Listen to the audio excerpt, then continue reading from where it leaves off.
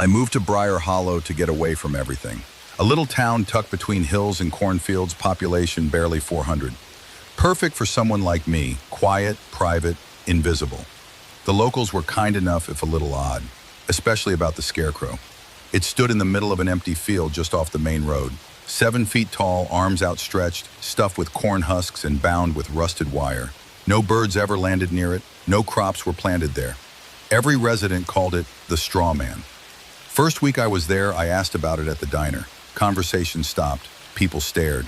The waitress leaned in and whispered, "Don't talk about it, just leave your offering come September." "Offering?" I asked. She nodded. Corn, bread, honey, or blood, but never nothing. I thought she was joking. I laughed. She didn't. I forgot about it until this morning. September 1st. A note was slipped under my door. "You live here now. You owe the straw man." Creeped out, I went to the field. Sure enough, there was a crude altar set up at the edge.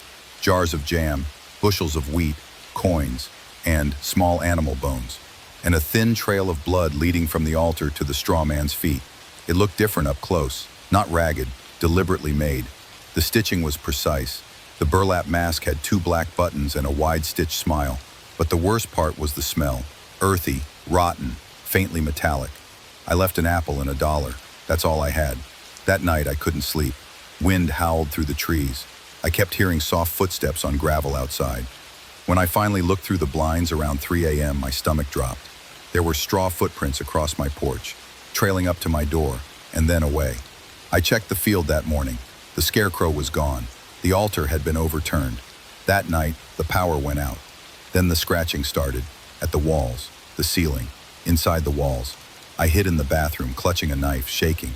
The mirror, I saw movement behind me. I turned. There was only straw, piled neatly behind the door.